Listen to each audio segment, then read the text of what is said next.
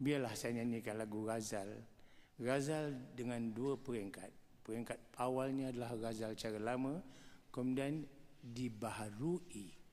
Ini digubah oleh konduktor kita, Ramli Ambas. Ini lagu dia, Sri Siantan.